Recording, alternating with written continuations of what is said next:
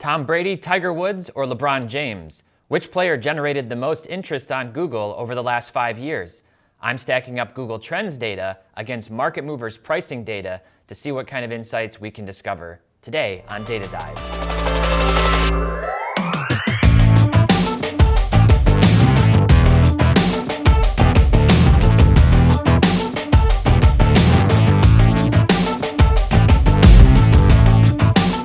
Hey everyone, welcome back to another Data Dive. My name is Tyler Nethercott, better known as T-Pott. Thanks as always for stopping back. You all know I love data and trying to unpack what it's telling us. Well, today, in addition to using Market Movers data, I'm going to be using Google Trends data to see if there are any parallels to the prices of specific players and the interest that they've been generating on the internet. I've been meaning to explore this topic and do a video on this for quite some time, and Parker from my team last week jogged my memory as he was kind of looking at some things out of curiosity. So let's go ahead and just dive right into this. And the first thing I wanted to show you is just a very basic Google Trends chart here. If you've never seen Google Trends before, this is basically some data that Google provides explaining, how a particular search term essentially is trending over time. And what it does is it starts at the highest point, which is going to be 100%. So this is a relative scale. These numbers on the left go from 0 all the way up to 100. They're not showing you how many searches are happening necessarily, but it's relative to itself, more or less. So it's showing you the high point is always going to be 100, and everything else, how it relates to that high point of how much internet, search volume there was happening for that particular term. So in this case, I did a very basic search, LeBron James for the last year, and you can see the different high points when he was generating, different types of attention with the Lakers. And so as I'm looking at this, you can kind of see there's a couple of things going on here. First of all, last summer, this was the Space Jam launch, right? So middle of the summer, no basketball happening. Go figure, LeBron's generating a ton of attention and a lot of search buzz because of Space Jam, not because of any of his on-the-court accolades or anything that was happening there. So you get this sort of high point all the way up, and you can see the number around 84%. So 84% of the volume of searches happening at that high point last summer in July for Space Jam. And then if you come forward to this point in November, this was quite the week, probably quite the forgettable week, frankly, for LeBron James. That was that late November week when first against my Pistons, he had that kind of brawl moment where Isaiah Stewart got super upset and had the cut in his eye and was running through refs and coaches trying to get to LeBron and start a fight. And then just a few days later, two things within the same game on November 25th against the Pacers. First of all, he had some courtside fans ejected from the game for apparently saying something that he didn't like. Then later in the game, as he hits, kind of the dagger to close out the game, makes an obscene gesture at the crowd and ultimately ends up getting a fine for that. These are the two high points for LeBron in the last year. A Space Jam release and some kind of not necessarily related to positive events for him on the court. And that's what this chart is showing you. So what would be really cool on Google Trends is if you could actually drill down and see by clicking on this exactly what the headlines were trending quickly from then. Unfortunately, to my knowledge, they don't enable that. So I was kind of doing some of this research earlier, searching on Google during those time frames to see what these events are. So that's how Google Trends works. That's what we're going to look at, and we can dive more into this with some specific scenarios. So one of the obviously most relevant players right now, Jason Tatum, the Celtics now on their way to the finals. Congrats to any Boston fans out there. Obviously, they've been really close since Tatum joined the Celtics back in the 2017-18 season, and that's what I want to look at here. So what I did is I pulled up Jason Tatum's data compared to another one of his classmates from that same rookie year, Donovan Mitchell, Spida Mitchell, and looking at what's been happening with their data, basically going back kind of to their rookie season, the second half of their rookie seasons in 2018. And you can see going back then, there was this big spike. This was obviously back in the playoffs, the start of the playoffs in 2018. You had Donovan Mitchell, who was generating a lot of attention. And then just a few weeks later, you had Jason Tatum doing the same exact thing. And one of the things that I like to do is, again, you're trying to identify, okay, what was going on? Why were they seeing these spikes during those time frames? And so what I did was I kind of stacked up year by year what the Celtics and the Jazz were doing in each of those playoffs, because I think that's typically a point where we're seeing a lot of buzz generated around these specific players and obviously around their teams. So you had the conference finals back in 2018 when Tatum was a rookie. They had many of the same players that they have today, including having brought back Al Horford, which was an awesome move for the Celtics, in this offseason. And ultimately, they ended up losing back then in the conference finals, getting knocked out, and kind of much to the heartbreak of the Celtics fans. You also had the Jazz in the conference semifinals. So Donovan Mitchell was obviously getting a lot of the attention that season. He ended up losing Rookie of the Year to Ben Simmons because Simmons didn't play his actual rookie year, and then ended up playing in 2017. So this is what's kind of going on with the Jazz. So there was hype. These guys are young, and I think when you see rookies, first-round draft picks, generating a lot of hype and momentum, and then their team succeeding going into the playoffs, you're going to see this spike. Now, if we flash all the way forward, you're kind of wondering, like, wow, why did Donovan Mitchell have this high point? I'll see if I can get it to hover over. It's kind of tricky sometimes to get the exact point to hover. This was back in, let's say, the week before, in the first week of March. This is when there was the scare with Rudy Gobert and Donovan Mitchell and the beef between them because of the COVID exposure, right? So Gobert obviously, contracted COVID, didn't really realize it, was careless with his actions. And then Mitchell got upset, and there was concern, like, is Mitchell going to, how many people are going to get this? We really didn't know what was going on at all with COVID back then.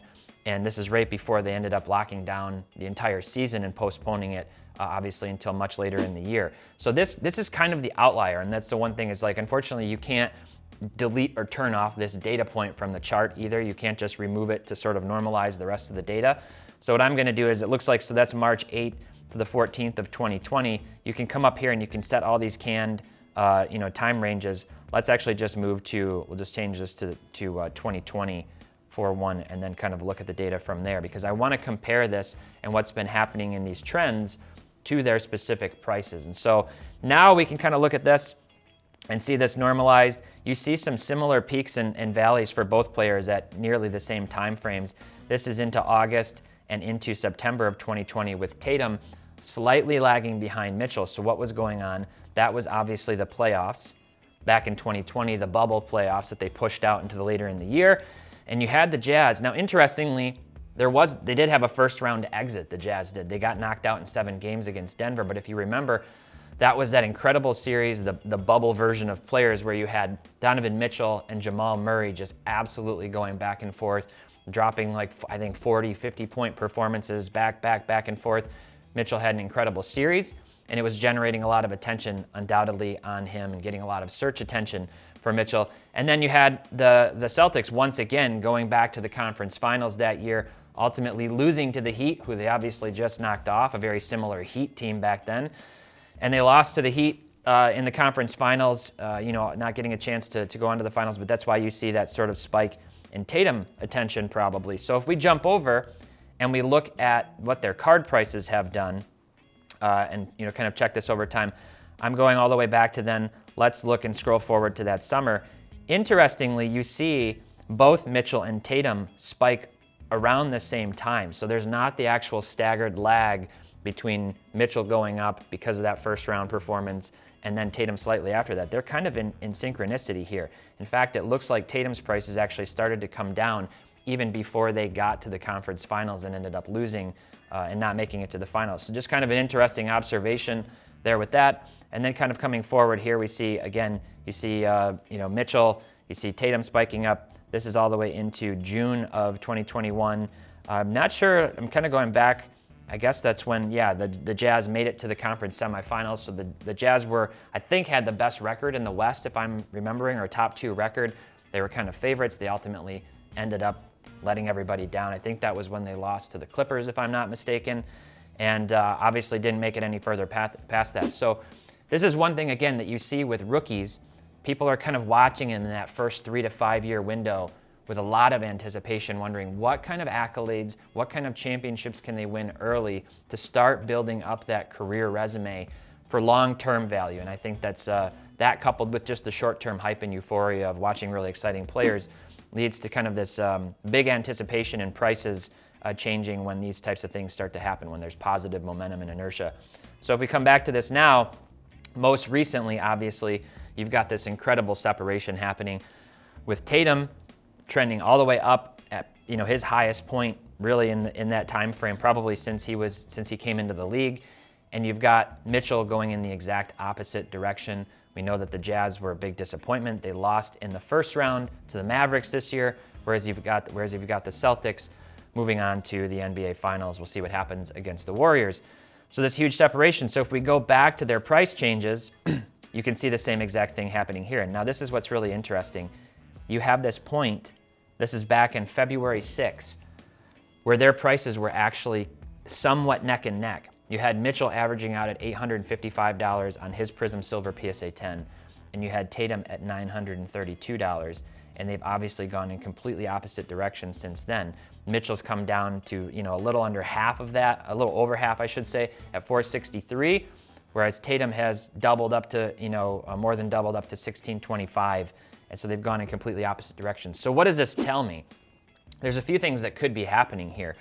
One, I don't really know, and I'm not going to pretend to, what's going to happen with Tatum's prices if the Celtics do win. This is a guy, again, who's very young still, very talented. He's viewed by many to be at least kind of one of the next five up to sort of carry the league forward.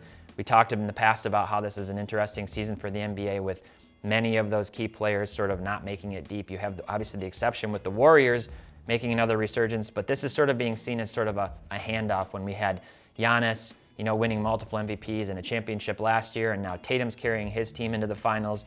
We want to see what happens there.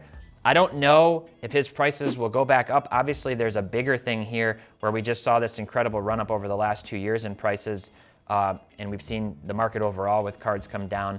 There's other economic outside factors certainly at play right now. So this upward trend, if I had to guess, and this is merely a guess with Tatum, if they win, I think those prices will stabilize. I think they will sort of normalize maybe right in this price range around $1,400 to $1,500 for his Prism Silver. If they lose, I think they will come back down. If I had to guess, again, probably around $1,000. I don't have a crystal ball and I don't pretend to, but that's just my kind of gut reaction.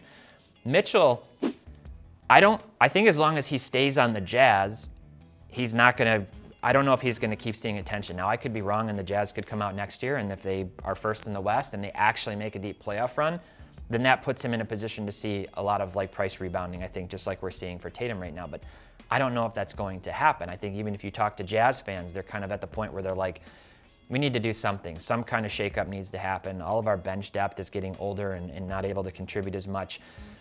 So obviously, two different situations here. These guys moving in different directions. I personally would not be a buy on Tatum right now. And a big part of the reason, I think this is where even using the Google Trend data comes into play a lot more, is a lot more useful, is that I see this high point. I see this is the highest point, like we said, with trending around Tatum. It's going to come back down. After the finals, this will come back down and it will normalize down into this 5 to 3% range of its high point. And I think that that's what is Tatum's prices are potentially going to do. Even if they normalize, I don't think they're going to skyrocket if they win a championship. I don't think they're going to go to the moon. That's my gut reaction, and I'm basing that on historical data like we've shown so many times in the past on these episodes with other players. That really doesn't happen where they win a title and then their prices just take off. So using these trends, if I expect this is a high point in the hype period in the public consciousness, it's going to come back down. That's what I would expect to see potentially from prices too. So I'm not going to be buying on Tatum right now. Maybe I'd be selling if I had some Tatum cards. I personally don't own any right now. So that's kind of the analysis of what I'm seeing with these guys. Now we can jump over to kind of fun here to look at, expand this out a little bit and see the Celtics and the Warriors, as well as the Cavs and the Lakers, four teams that have had a lot of success, going back to 2016. And you can kind of see these different high points. And obviously each of these peaks distinctly and completely corresponds to these teams having playoff success, or other big news, associated with them. So obviously back in 2016, you had the Warriors and the Cavs when the Cavs came back and won that series in 7 after being down. And then, you had, that's kind of the high point for both of these teams. So even right now with the Warriors, trending up on that same trajectory with the Celtics, both at 60 and 59% of the relative high point of 100, it was still the Warriors back in 2016 that set the sort of normal 100% benchmark on this particular chart, where they had a lot more attention then. So remains to be seen what will happen with these two teams in particular, with the Celtics and the Warriors, as these finals progress. They could get back up to that 100 point and generate a lot of interest, but this is kind of interesting just to see too what's been happening. And if you were to take this data and look again, like I just did with Tatum and Mitchell, at what happened to those players' card prices over those time frames. Now, this is really interesting too. What happens, so we saw Tatum and Mitchell, right? What happens if we add another player to that chart, a different player with a little more notoriety? And I'm gonna do that right now. So I added Tiger Woods, and now look at this data comparatively. You can't even see any points. All you see is like 1, 1, 1, less than 1 for all of these players, or for the other two players, sorry, Tatum and Mitchell, other than Tiger. So like what's going on here? What's happening with Tiger Woods? Well, this is when Tiger came back and won the Masters back in 2019, kind of sort of miraculously wins the Masters, right? This is when he had his car crash. Everybody thought for a minute, I mean, obviously he was all over every news outlet, all over the world, greatest golfer, certainly of this generation, one of the greatest of all time. He has his car crash. People don't know, is he okay? Is he gonna make it? You know, how seriously is he injured? High points for Tiger, completely blowing Tatum and Donovan Mitchell out of the water. What happens if we compare Tiger to a similar player like Tom Brady?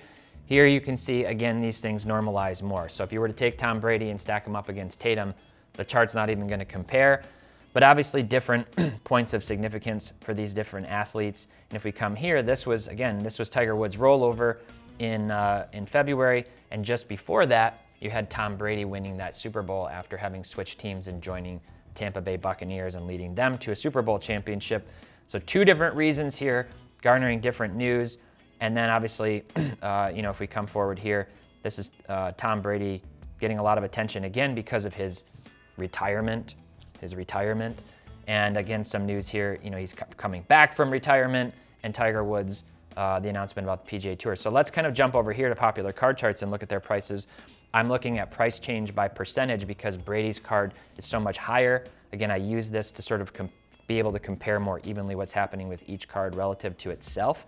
So if we come over here and we look at this, you can go back and you can see this is when Tiger Woods there was the announcement that he was having back surgery. And so people wondered, is his career over? What's going on? A lot of news generating around that. Apparently, that caused a spike in his prices, which is really interesting. That's the only thing I can correlate it to. If I'm missing something obvious from that January, please let me know down in the comments. I might be. And then you have Tom Brady winning the Super Bowl. And then you have the rollover crash with Tiger Woods here. Prices shot up again, and then very quickly came shooting back down. So what does this tell me? Again, going back to the same example of why I was saying I wouldn't be a buy on Tatum right now. Using this trend data, you see this like very stark, spike and then decrease in interest from the public.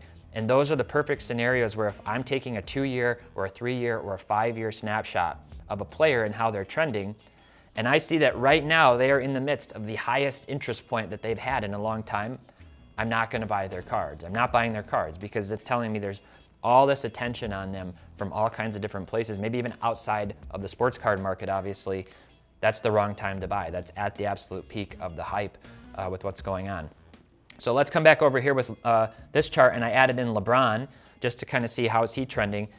And honestly, LeBron, there's not been any LeBron James news that's even compared to Tom Brady winning the Super Bowl or Tiger's unfortunate accident. Nothing coming close. What happens if we add in another player like Michael Jordan? We'll put him in here, and you can see that, again, you've got Michael trending in green comparatively to these players. Now, this is where it gets, kind of interesting and obviously very sad. If we put in Kobe, you can see just how impactful Kobe Bryant's actual tragic passing was back in January of 2020. And this is the spike. It's at the 100% point. And so those previous data points for Tiger Woods and Tom Brady are all the way down at like 11% compared to that news when Kobe ultimately passed. So this is just really interesting to see. It kind of also gives you a sense of like what types of things generate the most attention. Obviously, tragic, generally newsworthy events are going to, have a much greater exposure on the internet than something specifically related to their accolades with sports. But this is obviously really I don't know, it's just kind of, it's generally interesting, and I'm also really curious to know what you think about this. Obviously, we saw that huge price spike when Kobe passed away. We've talked in past episodes on Cards on the Table about the integrity or ethics of selling cards off when a player ultimately passes away. So that's kind of giving you a bigger sense. Now, last example I want to cover here, let's think about Joe Burrow and Justin Herbert. So if I jump over Joe Burrow, it was pretty much flat, flat, flat. This is the last 12 months, flat, flat, flat. There was a little spike here kind of going into the season because he was coming back. I think, and people were wondering, is he going to come back and be able to play? He had suffered that injury in his rookie year. And then obviously the Super Bowl appearance, winning the big game against the Chiefs, making it to the Super Bowl, tons of interest, all the way back down flat. This is a stark contrast. It doesn't mean that Joe Burrow isn't generating any attention right now or hasn't been before or after the Super Bowl. It just shows you how much of a spotlight got put onto him. Justin Herbert's chart looks a little bit different, actually looks a lot different. And so if we put this, put them here like this, he had a lot of interest going into that 2020 NFL season, and then he had a lot of interest going into this last season, but it's been really, really, really spiky, now all the way down, and most recently actually really low. Now if we compare these two guys, let me put in Joe Burrow, you will see that Burrow's news and making the Super Bowl completely dwarfs anything that's happened with Herbert. So what about their card prices? What's been happening there? Well, it's interesting. Herbert was the favorite. He won that Rookie of the Year award, had an incredible rookie season. Burrow didn't play. Going into the season, I think there was more hype around Herbert than there was Burrow. Burrow obviously makes the Super Bowl first, and you see that huge spike. Really interesting to me now is that Burrow has now dipped back down, at least on this PSA 10 Prism base card. Obviously, you can look at a whole bunch of different cards. He's actually dropped down a little bit back down below Justin Herbert. I guess people are, maybe favoring Herbert a little bit more with the addition of Khalil Mack and thinking that the Chargers can have some success. I think that AFC West Conference is going to be, or a division is going to be extremely, extremely difficult and competitive. So we'll see what happens. But again, more proof here, I think, when you look at Burrow's Google Trends Index, search data going up. Same thing with his Super Bowl news pricing, and then it comes sharply back down. This is really telling me not to buy at those high points on Google Trends. So what do you make of all of this? I don't have, it's not like as clear of an episode. I just think it's really fascinating to kind of get into that data and explore. As we saw, public interest can be driven much more intensely by news-related things than specifically performance-based things. And those public newsworthy events may or may not correspond to hype sentiment in the trading card community. With that being said, I do believe that these trends can at least tell you when to avoid things, when to avoid buying. If you run a 2-year trend analysis and you see that the player has had his highest interest point this week, his card prices are also up recently, even if it's not at the highest card price of all time, but the interest point is at the highest point, I'd say you want to avoid buying those particular cards or that player. And in general, I think this helps us to start to intuitively understand which types of events do drive public interest and how specifically that can get a player into the minds of the masses. So really fascinating stuff, in my opinion. Again, I love geeking out on this data. Have you ever used Google Trends to try to get a better handle on the sports card markets yourself? Give it a whirl. It's free to use. Go to, look up Google Trends and let me know what you find and if you generate any other insights. And then if you want to make the same pricing comparisons, we'd love to have you give Market Movers a try. Give it a shot if you haven't already. Market Movers now has over 600,000 cards being tracked with daily pricing. You can compare multiple cards like I did using our popular card charts. You can track your entire collection's value and easily find deals below recent eBay comps. Many, many more features to come. Visit marketmoversapp.com and use promo code TRIAL for your first 7 days totally free. Thanks as always for watching, and until next time, happy investing.